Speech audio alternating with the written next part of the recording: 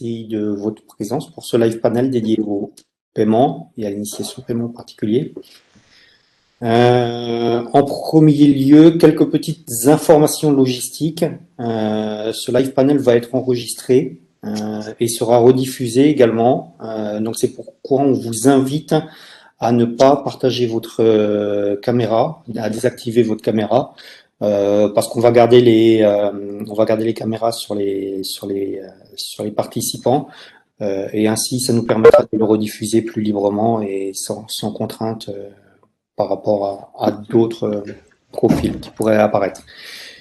Du coup, je vous propose d'introduire un petit peu le sujet. Donc aujourd'hui, on se retrouve pour parler d'initiation de paiement. Et en quelques mots, qu'est-ce que l'initiation de paiement? C'est quelque chose que vous connaissez tous, que vous pratiquez auprès de votre banque. C'est au travers du virement. Aujourd'hui, quand vous allez dans une banque, vous allez émettre un ordre de virement en allant définir le bénéficiaire, vous communique ses coordonnées bancaires, qui va remplir le montant, signe et transmet à la banque. Donc ça, c'est le virement. Ça, aujourd'hui, vous pouvez le faire depuis la nuit des temps, depuis votre banque. Maintenant, c'est de plus en plus dématérialisé au travers de nos applications bancaires, de notre interface en ligne, où on est autonome pour faire ça. Et le contexte de l'initiation de paiement, ce dont on va parler aujourd'hui, c'est en fait la capacité à rendre ça automatisable, programmatique, c'est-à-dire intégré dans des systèmes externes. Jusqu'à présent, c'était limité au système interne quelque part de la banque, comme j'allais au guichet de ma banque ou je vais depuis l'application de ma banque. Aujourd'hui, on a la capacité de réaliser ces virements, donc initiés par le payeur vers un bénéficiaire, de manière totalement informatique, programmatique, et ça ouvre de nouvelles opportunités. Donc, on va parler des cas d'usage autour de ça. Et en premier lieu, ce que je suggère, c'est qu'on fasse un petit tour de table pour voir un petit peu qui sont nos participants avant d'aborder la thématique et de l'approfondir. Du coup, j'invite nos participants, Xavier, à commencer à se présenter.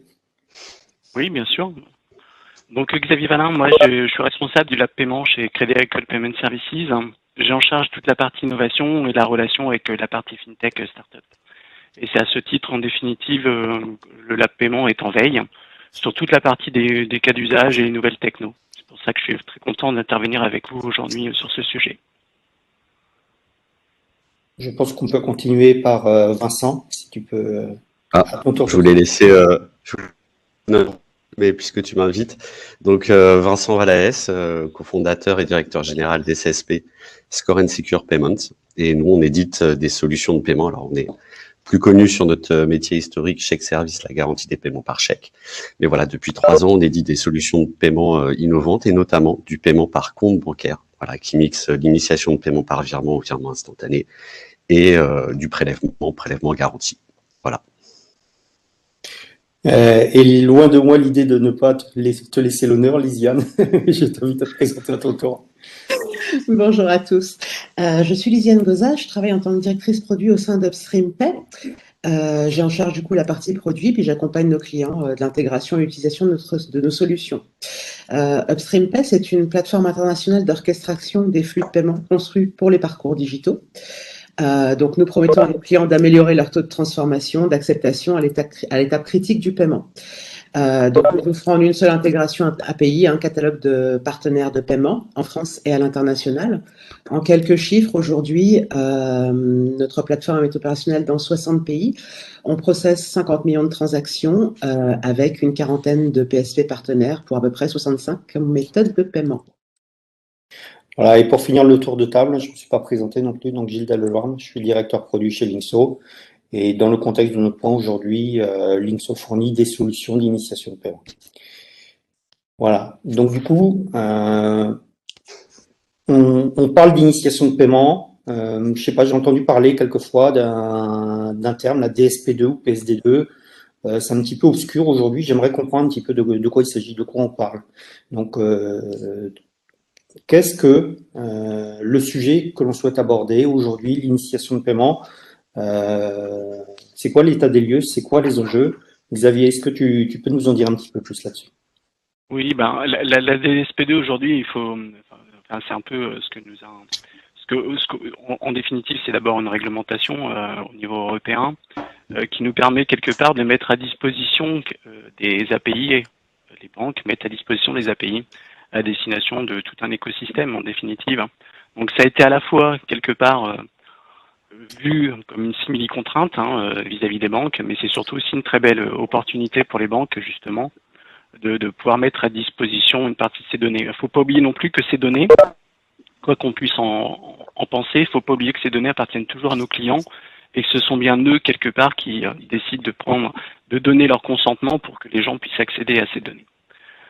Ces API, si tu veux, elles ont plusieurs vocations. Elles permettent à la fois aux banques, quelque part, d'amplifier un peu tous les cas d'usage qu'il peut y avoir là-dessus. Elles mettent à disposition aussi tout un ensemble de données au travers de ces API qui sont utilisées par tout un tas d'écosystèmes, qui peuvent être les fintechs, qui peuvent être aussi directement aussi des agrégateurs comme Linkso, qui peuvent être tout un tas de start-up aussi. Et le gros avantage de toute cette partie-là, c'est que ça permet aux banques et ça permet à tout le monde de pouvoir offrir des nouveaux services. Et ces nouveaux services sont aussi intéressants tant pour les banques que pour, en définitive, les utilisateurs et pour tout le monde. Et c'est ça qui est intéressant, c'est que ça nous permet aussi d'enrichir complètement les services qu'on peut avoir aujourd'hui et qu'on peut mettre à disposition. Alors, il y en a qui en sont servis aussi pour mettre en œuvre, si tu veux, on va dire directement des écosystèmes. Je pense à certaines fintechs qui sont spécialisées là-dessus, ou même et ça permet, si tu veux, de proposer des nouvelles choses. Le gros avantage aussi de la DSP2 et de la mise à disposition de ces API, il ne faut pas oublier que pour nous, ça a été aussi et c'est toujours, puisqu'il y a encore du web scraping qui est utilisé quelque part, une grande consommation de ressources, et c'est aussi quelque part pour les utilisateurs, des fois un peu une frustration d'avoir un peu de cette partie web scraping, parce que si dès l'instant que tu as un changement, dès l'instant que tu as une modification un peu directement dans les écrans, en définitive, ça marche plus, il faut attendre un correctif, des choses dans ce style. Le fait d'avoir quelque part ces API, ça permet quelque part une uniformisation un peu plus globale sur le sujet. Sans parler de tous les cas d'usage qu'il peut y avoir autour. Je passerai les cashbacks, la fidélité, les couponings et tout le team. Ok. Et du coup, Lisiane, quel est ton sentiment là par rapport à l'état des lieux et aux enjeux de la DSP2, puisque on voit qu'en fait l'initiation de paiement semble venir de cette DSP2, de son application. Et donc, qu'est-ce que ça change dans notre quotidien?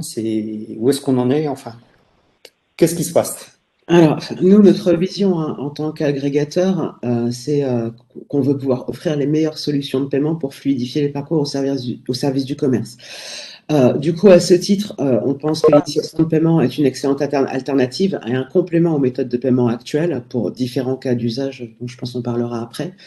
Et aujourd'hui, le législateur et le système bancaire sont conscients des attentes tant des consommateurs que ceux des commerçants. Donc, je pense que ça vaut le coup qu'on s'intéresse au sujet. Ok. C'est très clair. Merci à tous les deux pour votre participation. Je voulais introduire également ma collègue Aurélie Durand qui s'occupe d'animer aussi et d'écouter vos questions sur le chat. Aurélie, est-ce que tu peux te présenter et peut-être nous dire comment on invite tous nos participants à interagir au travers de nos outils? Oui, bien sûr. Bonjour à tous. Vous m'entendez bien? Oui. Oui, très bien. Super. Donc Aurélie Durand, responsable marketing B2B de Linkso Group. Effectivement, on est plusieurs personnes de l'entreprise présentes sur ce live panel.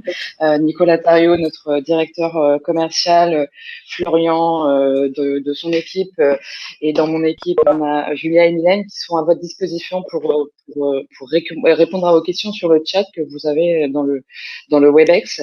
Donc n'hésitez pas à poser vos questions.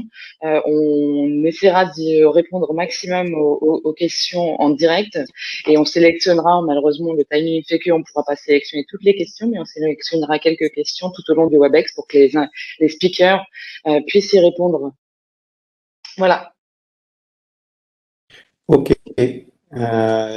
Du coup, est-ce qu'on a des questions là sur cette Petite partie d'introduction. Écoute, pour l'instant, non. Ok. Donc, Donc, on peut poursuivre. ouais. Donc, bon, on arrive à comprendre le contexte d'où ça vient. Hein. Donc, on comprend que l'app DSP2 nous permet de normaliser un petit peu, de structurer la façon dont on échange avec les banques. Du coup, on a besoin de comprendre quels sont les avantages. Enfin, qu'est-ce que ça change? C'est pas nouveau. On sait payer sur Internet depuis j'aurais tendance à dire plus de 20 ans. On sait payer en magasin depuis encore plus longtemps, que ce soit en liquide, que ce soit en carte, en chèque. Euh, mais du coup, qu'est-ce que ça nous apporte? Quels sont les usages? Quels sont les bénéfices? Euh, Qu'est-ce qu'on en fait de ces solutions? Alors, je crois qu'on a quelques petits problèmes techniques là. Est-ce que Vincent, c'est réglé? Est-ce que tu peux intervenir? Il me semble que c'est revenu. Très bien. Alors, on va en profiter. On va te laisser intervenir là, sur cette question. Et puis, on verra Alors, si. les cas d'usage sur l'initiation de paiement sont très nombreux. Nous, on en rencontre quasiment tous les jours. Des nouveaux, ça répond à beaucoup d'attentes, aussi bien des e-commerçants que des retailers.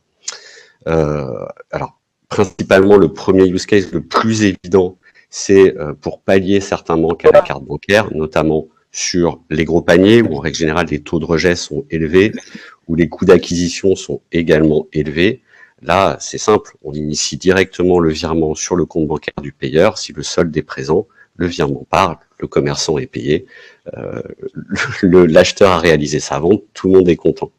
Après, des use cases, on en a également dans le travel, parce que le travel, ils ont une problématique, c'est qu'il faut absolument qu'ils puissent booker leurs prestations le plus rapidement possible.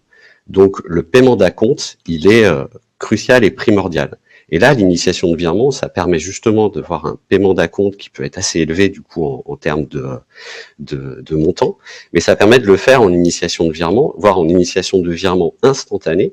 Du coup, l'opérateur a tout de suite l'argent de l'acompte et donc du coup peut sereinement booker toutes ses prestations. Et derrière, on va aller récupérer le solde de la commande sur une mécanique, par exemple, de prélèvement. Donc ça, c'est des use cases qui créent énormément de valeur pour nos marchands. On a également des use cases de l'initiation de virement dans les parcours de souscription. Les parcours de souscription chez, par exemple, des opérateurs télécoms. L'idée, à un moment donné, c'est de sécuriser au maximum le couple IBAN porteur, donc de pouvoir sécuriser la mise en place du prélèvement récurrent. Et ben, on y arrive au travers d'une initiation de paiement par virement. Dès la souscription, on va payer, par exemple, des frais ou la carte SIM. Là, on initie le virement, donc l'opérateur est sûr d'avoir réalisé cette petite vente, mais surtout à la fin de l'initiation, on récupère l'IBAN qui nous est transmis par la banque. Donc l'IBAN est bien fiabilisé, on sait qu'il appartient bien à celui qui vient de payer, et on enchaîne toujours sur une cinématique ensuite de mise en place de mandat de prélèvement avec un IBAN qui a été sécurisé. Voilà. On a également des use cases dans le recouvrement, parce que l'initiation de paiement par virement, et notamment avec l'arrivée et de plus en plus le déploiement de parcours de redirection app to app ou web to app, et ben on pousse directement un lien de paiement, par exemple, sur le mobile du débiteur, et lorsqu'il clique dessus, automatiquement, son application bancaire prend la main, lui présente le virement, il n'a plus qu'à le valider. Donc l'opération est hyper fluide et ça peut se faire en téléphone avec la personne. On n'a pas besoin qu'il saisisse ses numéros de carte bancaire et de risquer de le perdre. Voilà. Donc c'est tous ces use cases là qui sont couverts par l'initiation de paiement par virement. Et question, Vincent, on parle aussi beaucoup de paiement instantané. Comment tu as introduit la notion de paiement instantané dans ces cinématiques? Comment? Donc, moi, ça reste pour moi une initiation de paiement par virement. Sauf qu'au lieu de processer, enfin de demander un... Voilà. On a une petite problématique technique, Vincent, on t'entend plus. On t'entend plus, Vincent. Du coup, je suggère qu'en attendant, On continue un petit peu, Lisiane, si on peut continuer, on reviendra Vincent dès que ça refonctionnera. Donc, du coup, moi, j'aimerais continuer un petit peu là sur les usages de Vincent, qui sont des usages qui nous a bien illustrés hein, sur le voyage, par exemple.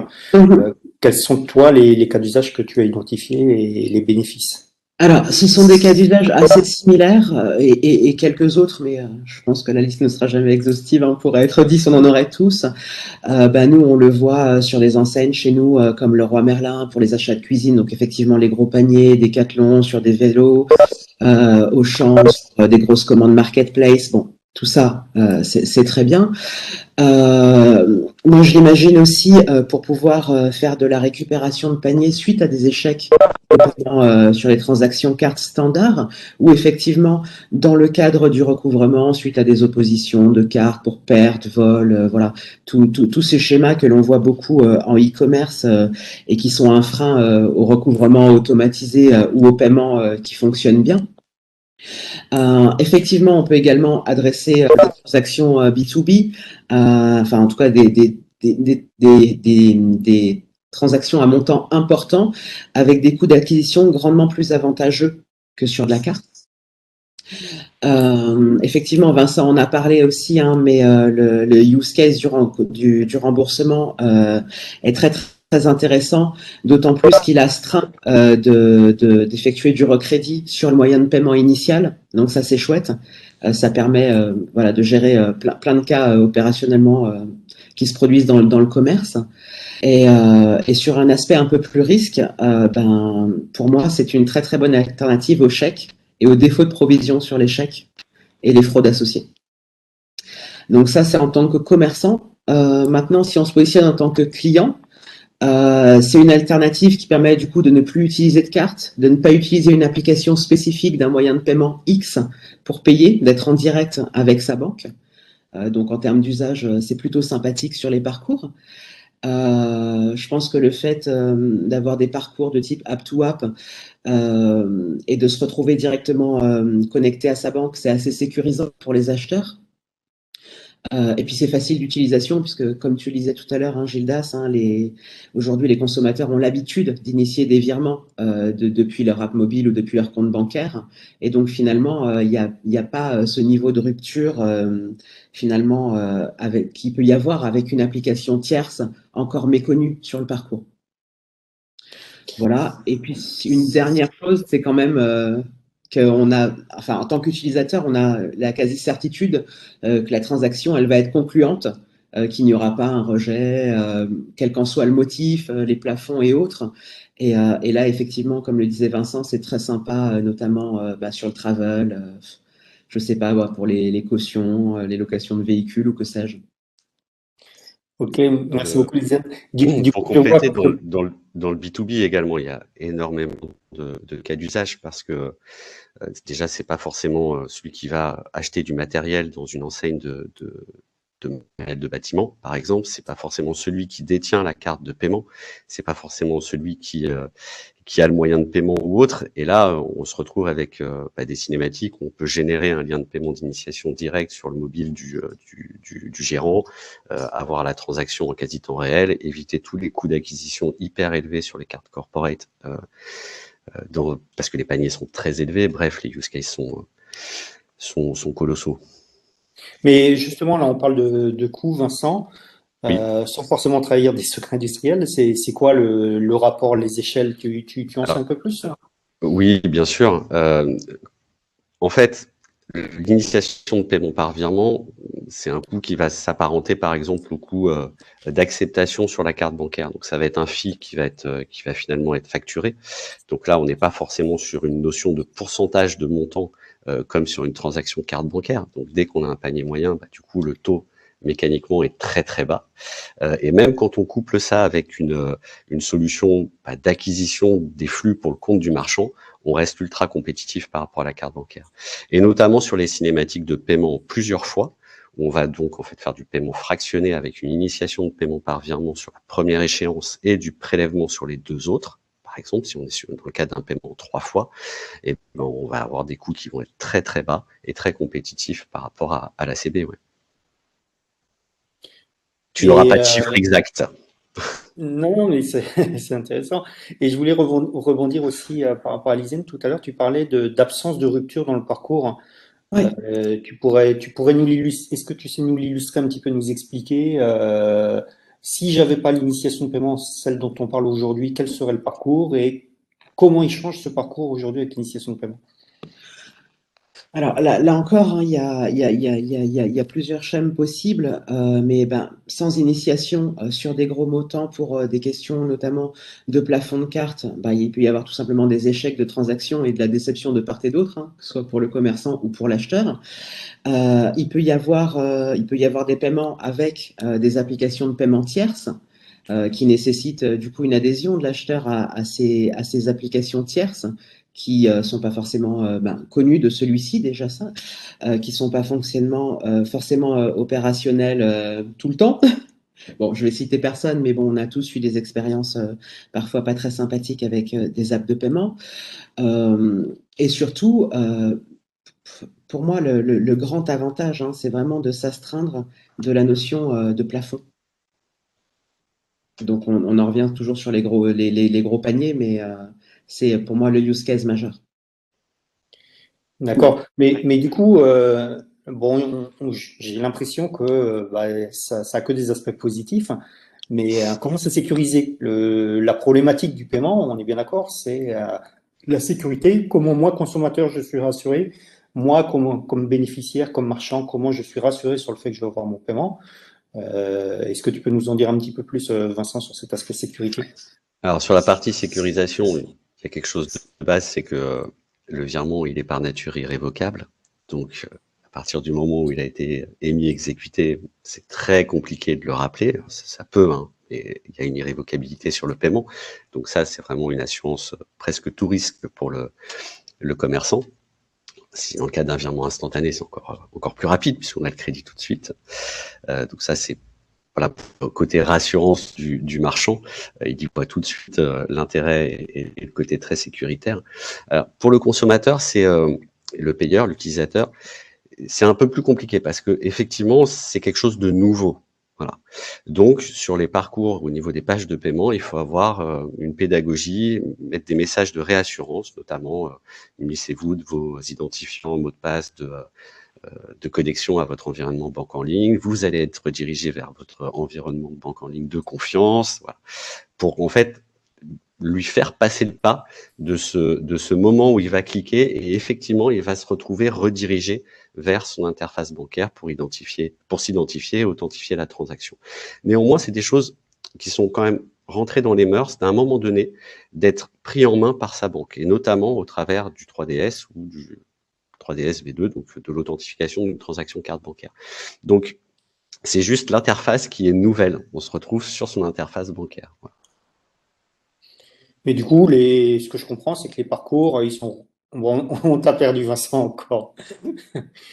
On t'entend plus. Bon, décidément. Je revois un petit message. Donc, du coup, moi, euh, je- juste pour continuer. Donc, du coup, tu peux essayer de parler, voir, Vincent, si ça fonctionne? Non. C'est terrible. Je crois que c'est revenu, la Gildas. Vincent? Non, je pense qu'il nous entend. Je pense qu'il nous entend pas. Donc du coup, pour compléter un petit peu ce que vous voulez nous dire Vincent, je vais essayer de continuer un petit peu le temps qu'il se reconnecte. Donc on est relativement proche d'un parcours 3DS2, c'est-à-dire qu'avec 3D Secure, on est redirigé vers la banque pour authentifier le paiement. Et avec l'initiation de paiement, euh, c'est à peu près le même flow, hein. Sauf qu'il est initié quand on fait de la carte, on a l'habitude de saisir son numéro de carte et là on part dans un processus auprès de la banque pour s'authentifier. Alors que là, dans l'initiation de paiement, il n'y a pas ce parcours préalable de saisie d'un numéro de carte bancaire. On va directement sur sa banque s'authentifier et valider son paiement. Donc Vincent pourra peut-être nous en dire un petit peu plus tout à l'heure. Aurélie, est-ce que il y aurait des questions qu'on pourrait traiter, approfondir? Oui, Gildas, on a deux questions. On va peut-être prendre celle de Janie Monteil. Alors, je ne sais pas si je le prononce bien votre nom, Janie. Janie, vous voulez poser votre question? Oui, bonjour. Je voulais juste clarifier, parce que c'est une question que je me pose sur l'initiation de paiement. J'aimerais bien qu'on puisse clarifier le modèle économique, savoir qui paye quoi, quels sont les frais qui sont à la charge du commerçant et est-ce qu'il y a des frais à la charge du payeur? Vincent, est-ce que tu Alors, veux si mon son est revenu, je suis vraiment désolé. La carte son ne fait que se couper. Donc, à un moment donné, vous me perdez, il faut me faire des signes si vous me perdez. Alors, le business model ou le modèle économique, il n'y a pas de frais pour le payeur. Hormis si on est dans le cas d'une initiation de virement instantané. Là, la plupart des banques facturent l'émission du virement instantané.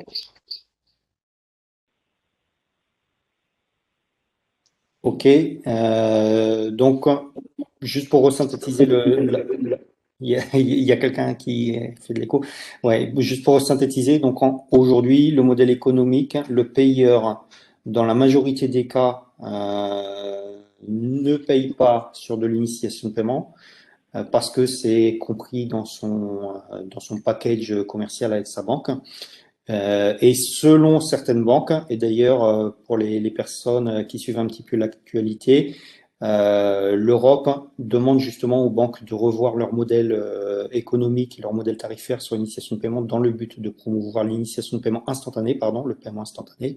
Et donc aujourd'hui, ce qu'on voit tout du moins sur le marché français, c'est que il y a des banques qui ne font pas payer l'initiation de paiement instantané, ou alors qui limitent le montant maximal, et d'autres banques qui le facturent. Ça peut aller jusqu'à 1 euro selon les banques. Et les banques qui facturent l'initiation de paiement instantané, elles le facturent aux payeurs, hein, pas aux marchands.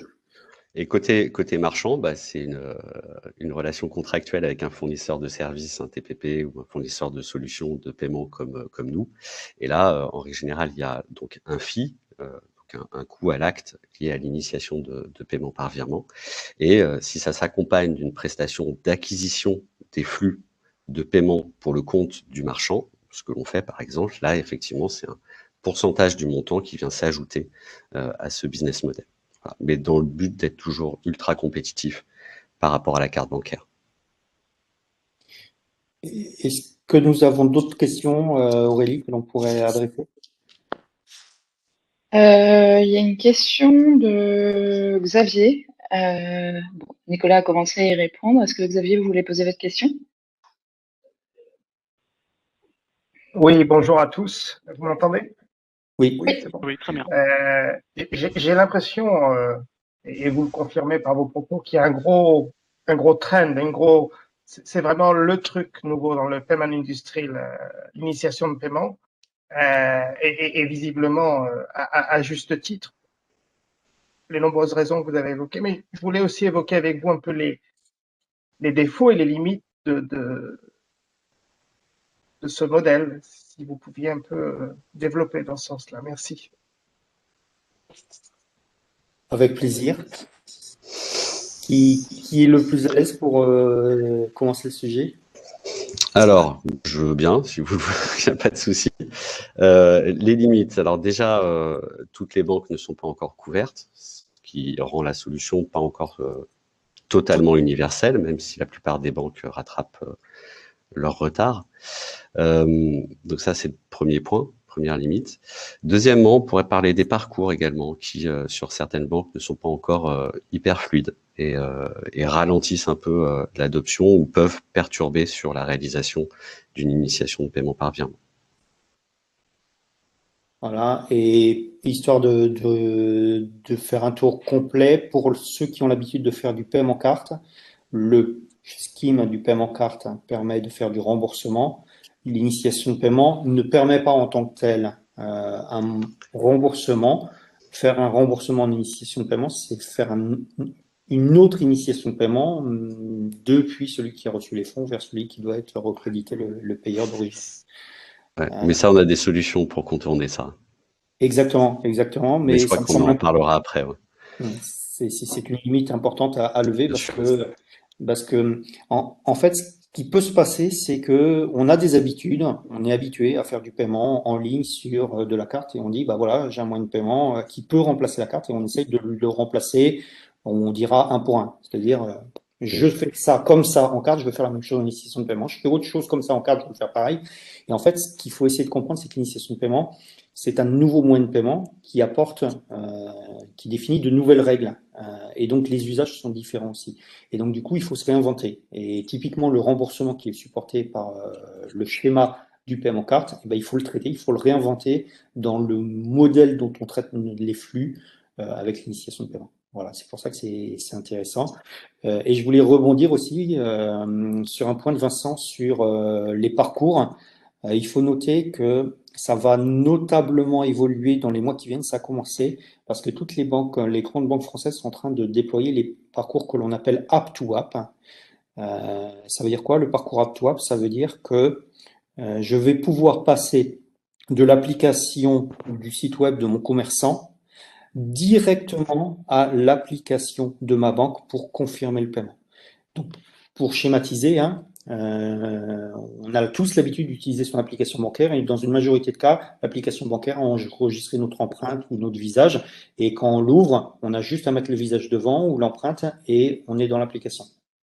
Et ben, le paiement avec le app-to-app, la dynamique, c'est quoi? C'est je suis sur mon site, mon application commerçant, je dis je veux acheter. Là, ça va m'ouvrir directement l'application de ma banque qui est installée. L'application de ma banque va m'authentifier avec le dispositif habituel, empreinte, code ou Face ID, va me synthétiser le paiement, demander de confirmer en faisant potentiellement une autre saisie d'empreinte de Face ID ou de code, et là, le paiement, il est accepté. Et ça, en termes de cinématique, c'est un vrai progrès. Donc, toutes les banques n'y sont pas encore. On commence à voir les premières qui commencent à déployer ça, mais d'ici la fin de l'année, toutes les banques principales en France auront ce parcours et ça va significativement fluidifier le paiement à tel point qu'il sera presque un petit peu plus fluide que sur la carte parce que c'est un parcours très similaire, la saisie du numéro de carte en moins. Est-ce qu'on a encore un petit peu de temps pour traiter d'autres questions, Aurélie?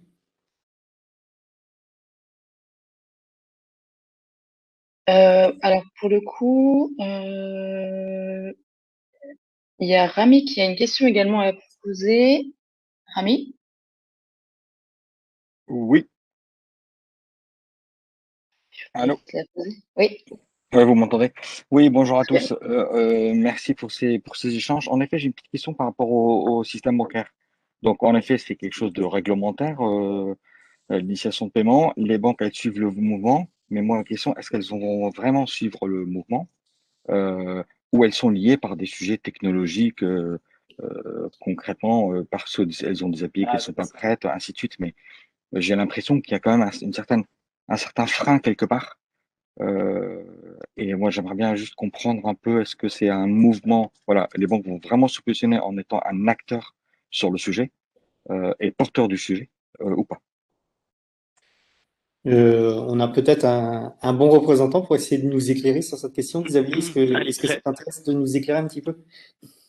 Ouais, mais sur cette partie-là, c'est un peu mon introduction, hein, les banques ne sont pas réfractaires sur le sujet. Il faut savoir aussi que les banques, elles ont investi à l'échelle de la banque en termes de sécurité, en termes de la gestion des certificats et ainsi de suite. Les banques ont investi lourdement quand même, hein, sur la mise à disposition de ces API. Et on y va obligatoirement là-dessus. Si on travaille là-dessus justement avec des agrégateurs, nous-mêmes, nous sommes hyper intéressés par ce type de technologie, mais ne serait-ce qu'à partir de veille, comme je disais tout à l'heure, sur un tas de choses, je trouve que c'est hyper pertinent de proposer à destination de nos clients ces services à valeur ajoutée. Donc, les banques y vont aussi. Enfin, les banques ne sont pas réfractaires sur le sujet. Enfin, on oublie tout simplement aussi de temps en temps, c'est que à la DSP2, on est aussi représenté les banques. Donc, si la DSP2 elle est passée en tant que telle, c'est que les banques l'ont voulu aussi. Donc, il ne faut pas voir la chose comme étant les banques ne veulent pas y aller. C'est un peu le message qu'on entend souvent.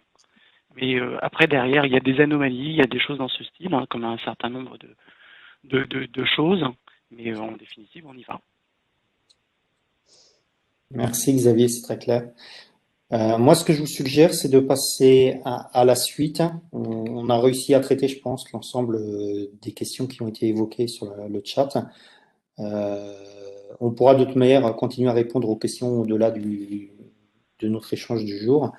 On aimerait se projeter un petit peu plus sur la vision future. Donc là, on a introduit l'initiation de paiement, on a compris quels sont les usages aujourd'hui. Donc on n'a pas parlé de science-fiction aujourd'hui, on a parlé de concret. On a parlé de choses qui sont déployées, qui fonctionnent aujourd'hui. Pendant longtemps, quand on parlait PSD2, c'était le futur, mais maintenant c'est plus le futur, c'est le présent. Donc aujourd'hui, on n'a que des discussions sur le présent, et maintenant, ça fait toujours du bien de rêver un petit peu et de se projeter, de regarder un petit peu le futur.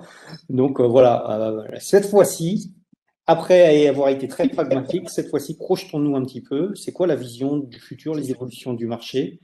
Vincent, est-ce que tu nous entends? Est-ce que tu peux intervenir? Et voilà, quel est ton ressenti là-dessus? Faut en profiter, effectivement, le son est revenu. Alors, déjà, il y a un futur très très proche qui est hyper attendu.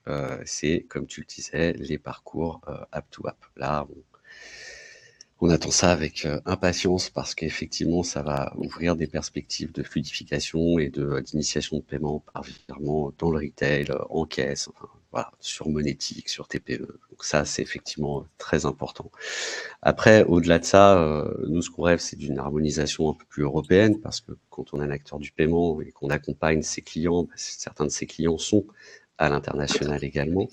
On parlait du remboursement aussi, qui est un des freins à l'utilisation de l'initiation de paiement par virement, où on met en place des mécaniques justement basées sur l'open banking pour faire ce remboursement facilité, puisque la problématique du marchand, c'est plutôt de récupérer les coordonnées bancaires de son client. Et là, on met en là, Et là, perdu.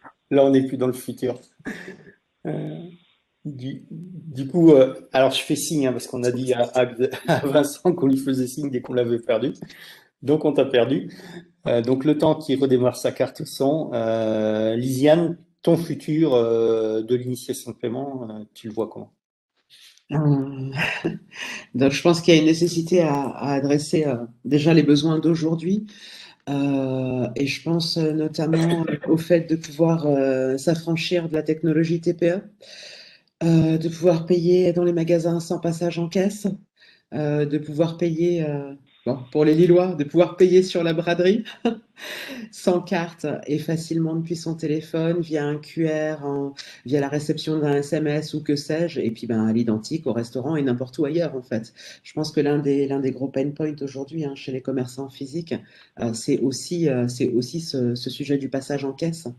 Long et fastidieux, et je pense qu'il y a beaucoup de choses à mettre en œuvre, et notamment grâce potentiellement à l'initiation de paiement pour s'astreindre de ces étapes douloureuses. D'accord. Donc ça, c'est en l'occurrence, à mon sens, un futur souhaitable déjà à l'échelle française. D'accord. Donc, moi, j'entends que pour toi, l'initiation de paiement, c'est aussi le futur du paiement en proximité.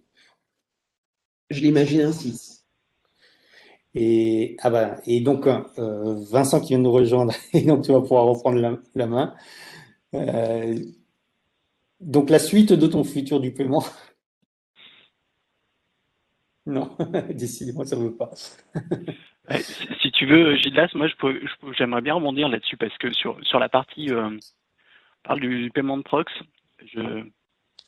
autant je suis entièrement en phase sur la partie vente à distance, je trouve que c'est hyper pertinent sur tout un tas de sujets, on pourra les réévoquer tout à l'heure. Autant sur la partie prox, quand je pense qu'il y a encore un peu de chemin à faire, typiquement quand on voit un peu comment les gens utilisent encore leurs cartes aujourd'hui, même avec la partie confinement et la partie la Covid qui est venue quand même pas mal bouleverser le paiement sans contact. Si tu veux, il y a quand même encore beaucoup d'usage de la carte. J'entends bien et sur la partie proc, je serais plus mitigé. Peut-être à moyen terme, pas à court terme du tout, tu vois, plus à moyen voire long terme sur le sujet. Alors que sur la partie, là, je rejoins complètement Lisiane sur le sujet.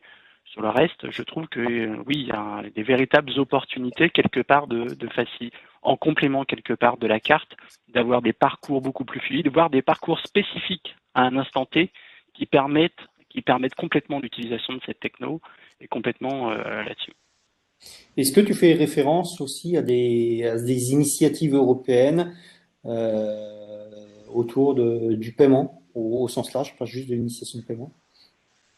Ouais, tout à fait. Il y a aussi, tu sais que trop en définitive, mais il y a aussi tout ce qui va concerner le request to pay. Il y a aussi le nouveau scheme européen. Il y a quand même tout un tas d'événements qui vont arriver prochainement, qui vont être très très intéressants de voir exactement comment tout ça va se développer et va nous apporter et va permettre quelque part de pérenniser cette partie-là. Quelque part, l'initiation, alors on s'appelle initiation de paiement, mais l'initiation de virement, hein, comme on l'a bien dit tout à l'heure, qui va permettre justement de faire ça. Et du coup, là, c'est intéressant parce qu'on parle d'initiatives européennes, là, sans le citer, on parle de pays. Et EPI, je pense qu'une des volontés de pays, c'est de pouvoir se marquer, enfin, de ne pas, de perdre un peu cette dépendance qu'on a avec les acteurs internationaux, voire américains. Et à aucun moment on n'a parlé des GAFAM aujourd'hui. Et finalement, quand on décrit le parcours de paiement tel qu'on l'a décrit tout à l'heure, ça ressemble quand même pas mal au parcours de paiement qui sont proposés nativement dans les applications. Donc, quel est le rapport? Est-ce qu'il y a un rapport déjà entre ces parcours d'initiation de paiement et les solutions que nous proposent ces acteurs internationaux? Et est-ce que c'est pas quelque chose qui doit aussi trouver sa place face à ces acteurs? Comment ça peut se positionner?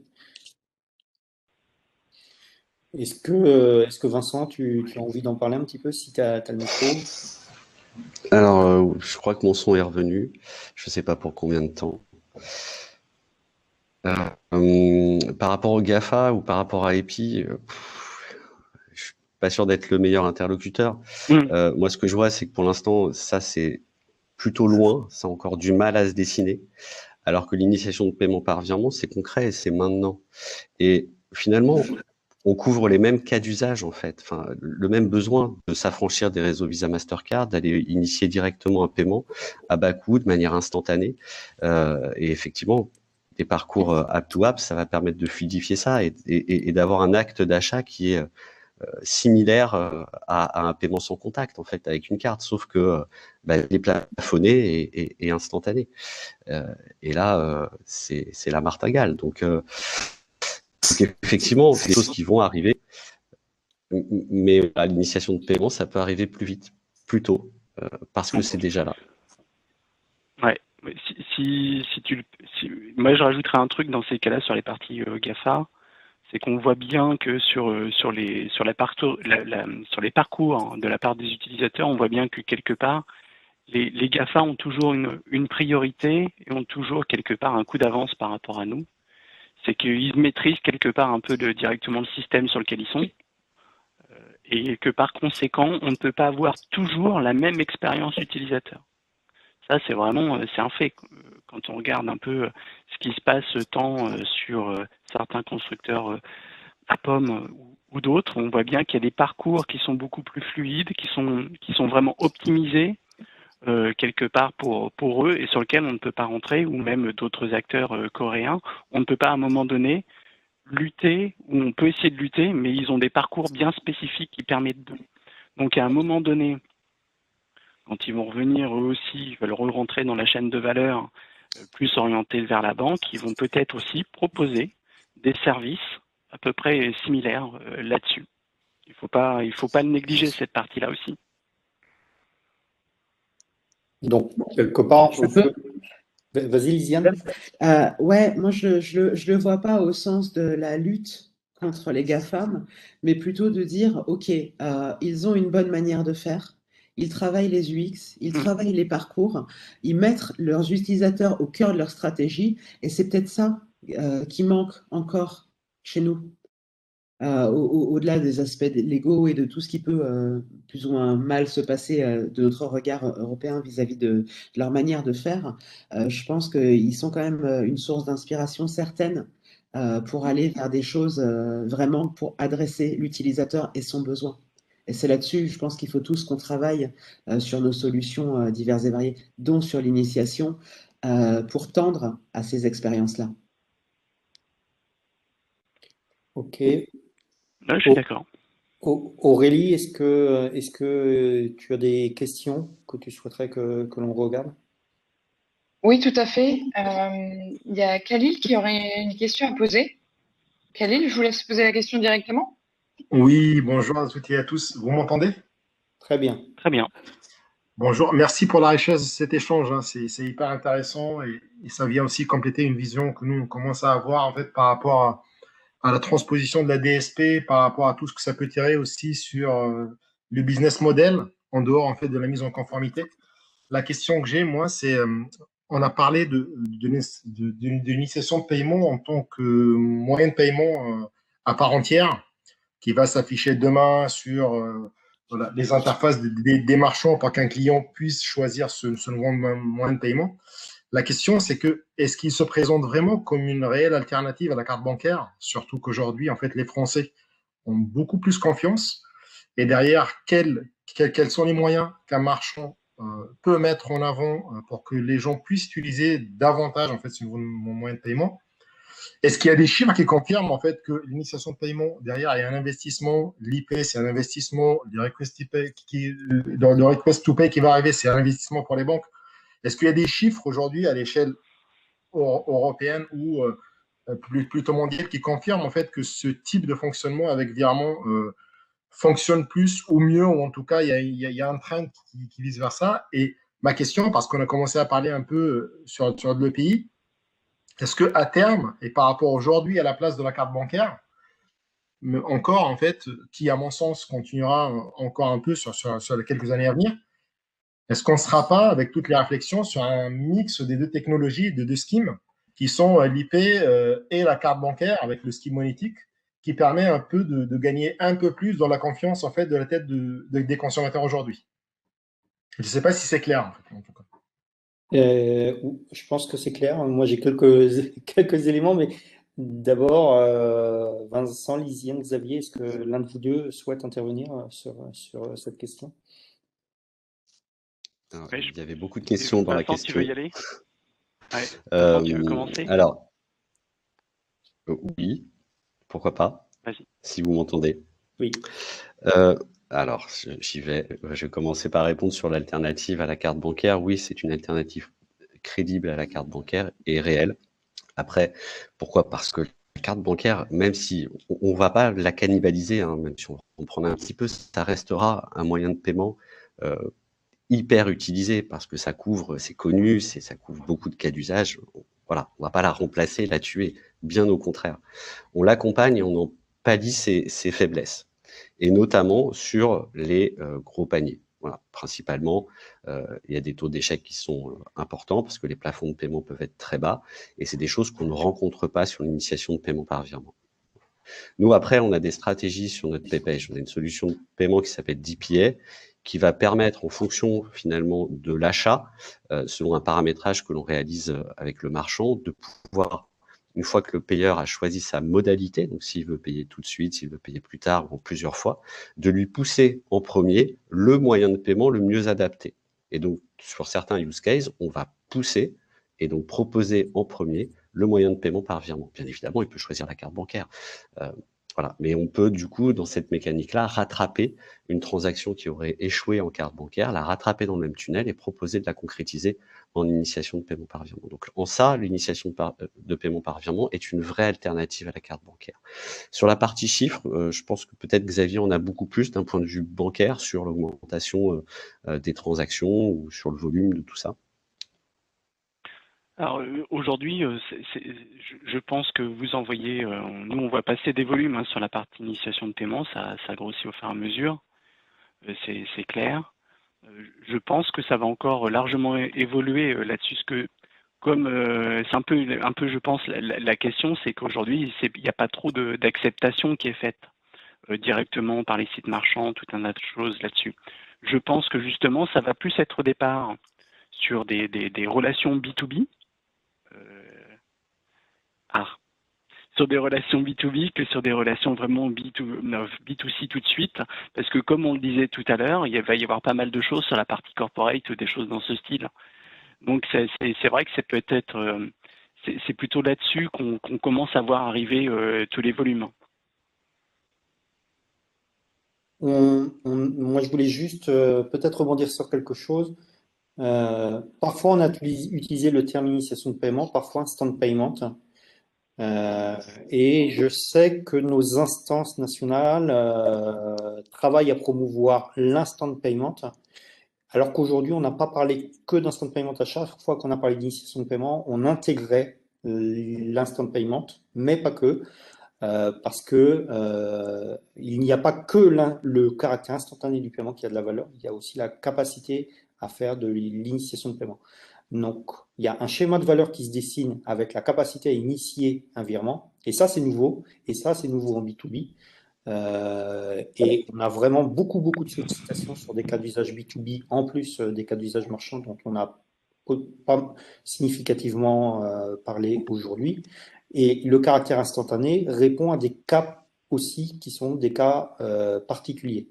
Donc voilà, il faut être très vigilant à ne pas faire l'amalgame, et tout ça pour dire qu'il y a des travaux qui sont faits pour essayer de donner des chiffres sur la progression de l'instant payment, et c'est bien ça la limite de ces chiffres, c'est que ces chiffres, qui sont des chiffres nationaux, qui sont publiés par nos régulateurs, ce sont des chiffres sur l'instant payment, ça ne compte pas l'initiation de paiement. Donc attention aux chiffres que vous voyez. Nous, ce dont on parle aujourd'hui, on ne se restreint pas à l'instant de paiement, on parle de l'initiation de paiement, c'est un écosystème qui est plus large que juste l'instant de paiement. Après, je voulais juste aussi apporter une petite précision. On dit que les plafonds sont beaucoup plus importants.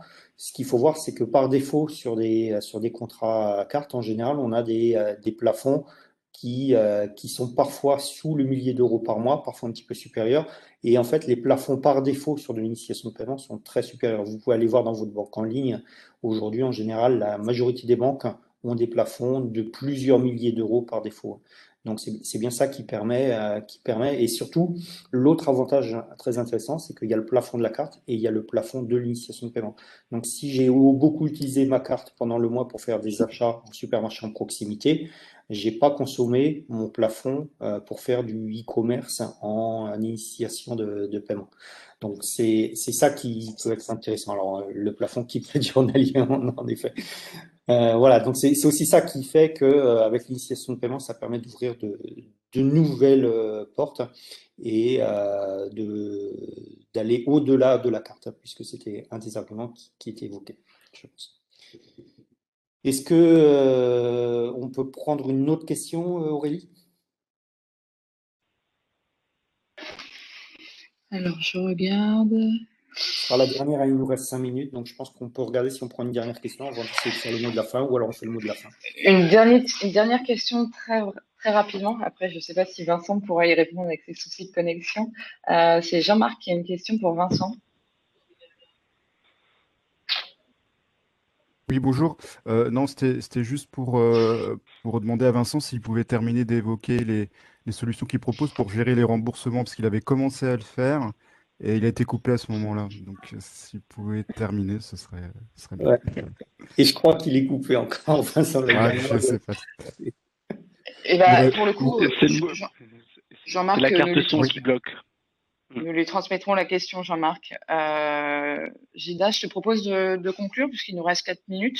Il reste 4 minutes. Moi, je comprends de cet échange, c'est que l'initiation de paiement, c'est le présent, c'est pas le futur. Donc, PSD2, ça a peut-être pris du temps à être mis en place. On n'est pas au bout, on le sait bien, sur les parcours marchands, le déploiement 3DS, 3DS2, pardon, c'est pas fini. Mais c'est quand même le concret aujourd'hui. Donc, quand on parle d'initiation de paiement, on parle plus de solution de demain, on parle de solution d'aujourd'hui. Et du coup, moi, j'aimerais bien que Xavier, Lisiane, voilà, en 1 minute chacun, voilà, votre petit mot de la fin, en commençant par Lisiane, pour essayer de me rattraper. Te rattraper, voyons. Il n'y a rien à rattraper. Écoute, en guise de mot de la fin, pour moi, l'initiation de paiement, et en particulier avec les systèmes de paiement, c'est un très beau virage dans le monde du paiement. On est tous acteurs, hein, PSP, agrégateurs, banques, solutions de paiement, autour du retail pour faciliter les usages. Et je pense que revenir à l'histoire des GAFAM, hein, il faut vraiment qu'on se concentre sur l'usage et sur la facilité d'utilisation de la solution pour en obtenir la meilleure adhésion. Vincent, Xavier, qui est-ce qui veut rajouter un petit mot? Je vais en profiter puisque c'est revenu peut-être pour une minute. Euh, donc, donc, en mot de la fin, oui, là on est sur un tournant, un réel tournant, sur justement tous ces nouveaux usages qui s'ouvrent au travers de l'initiation de paiement par virement. Et on attend avec impatience que ça puisse se fluidifier encore plus pour développer ça. Et c'est quelque chose qui va réellement rentrer dans les mœurs, parce que les avantages, on l'a énormément dit, mais ils sont doubles. Et pour qu'un moyen de paiement connaisse un grand essor, il faut aussi bien des accepteurs que des gens qui l'utilisent. Et là, les bénéfices, ils sont pour les deux parties. Donc, nous, on y croit, on est persuadé que ça va être un vrai tournant. Ouais. Merci Vincent. Et Xavier? Je dirais que c'est une très belle continuité en définitive, mais pas obligatoirement qu'un tournant. Moi, je dirais que c'est la naissance d'un nouveau moyen de paiement, en complément de ceux qui existent aujourd'hui, avec des cas d'usage qu'on n'a pas en fini encore d'explorer, puisqu'il faut vraiment le voir comme deux nouvelles solutions, comme une nouvelle solution, pardon, avec moult cas d'usage qu'aujourd'hui on n'a absolument pas exploré. Et donc quand on parle d'un tournant, on peut, mais en définitive c'est toujours une belle ligne droite, plutôt qu'un tournant qui peut nous faire crisser les pneus, et de façon à avoir des choses hyper intéressantes, comme des nivellements de compte, des choses dans ce style, de manière un peu automatisée. On n'a pas parlé des crédits revolving, on n'a pas parlé non plus de tout ce qui était l'alimentation de virement des comptes prépayés, on n'a pas parlé de tout ça.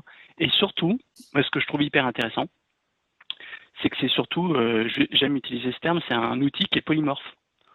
Au sens, il peut venir à la fois tant par réveil d'une application, tant par un QR code, par tous les canaux en définitive qui sont disponibles aujourd'hui.